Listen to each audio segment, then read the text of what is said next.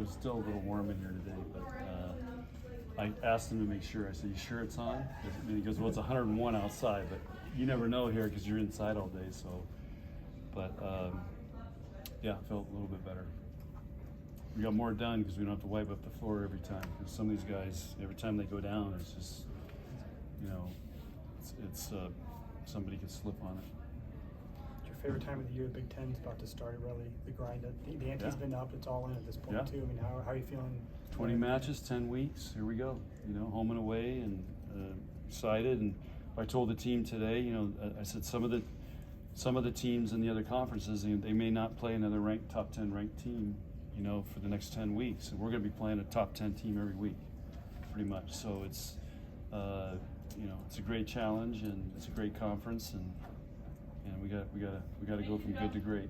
You use something like 7 or 8 different lineups or rotations in your 9 matches. What are the positives and negatives of that now as you head into the Big Ten? I don't know. There are positives.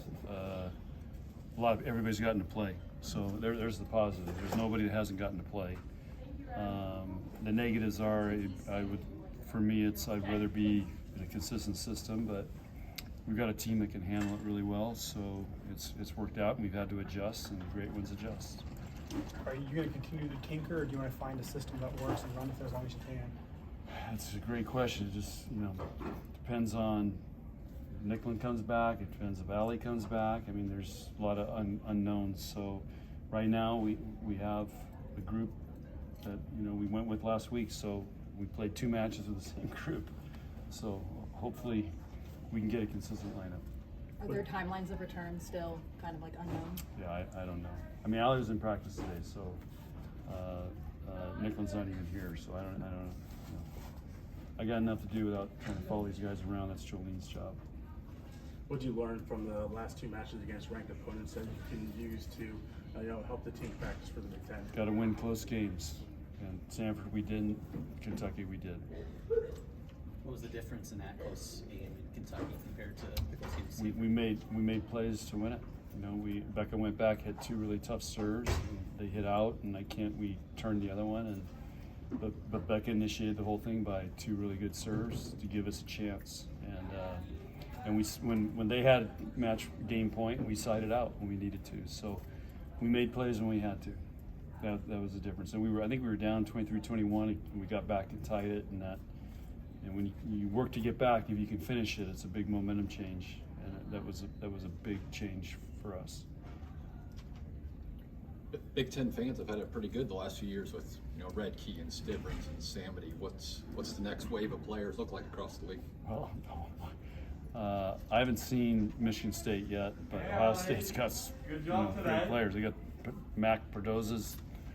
Everybody's the Big Ten people said she's the best player in the conference, and the Radar's Riley. I'm not sure how to say her last name. Has lit us up, and London's a great player. So I mean, that'll be a start this weekend. And again, I haven't looked at Michigan State yet because we'll look at them later in the week.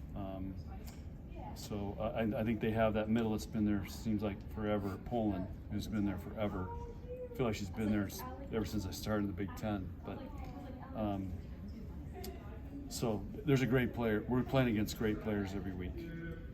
Ohio State's only 4-4, but 7 of their 8 matches were against ranked teams. What kind of, how does that non-conference set you up? Obviously, good competition, but you also take some losses and bumps there. Well, they've been through the wars, so I'm sure their RPI is really high, and they've played the toughest non-conference schedule in the country.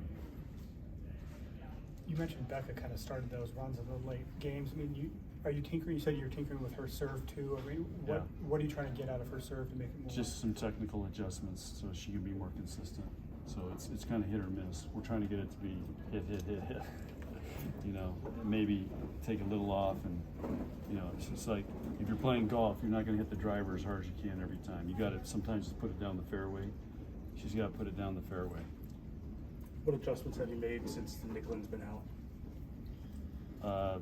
We haven't made any adjustments. I mean, we've had that lineup, and that's what we've gone with. Kennedy came in, that was it.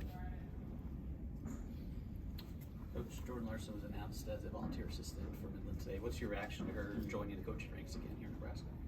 I think Nebraskans will love that. Midland's very fortunate. I wish she would be here with us. I'm actually going to see her this weekend, so, but I think she wants to stay involved, and I think she's going to be leaving here to go overseas soon, so she won't be here the whole fall. But it's great. I mean, she's told me her dreams is to eventually live in Nebraska and coach in Nebraska, so she's starting to plant the roots for that. Have you ever talked to her about coaching, or Yeah, we've talked a lot. but never about at Nebraska specifically? Well, not. I mean, when Tyler left, I had a conversation with her, but she was in China, and her husband was coaching Pepperdine. So I mean, timing's got to be right. We got to have opening, but I could see someday her coaching here, most definitely. More questions?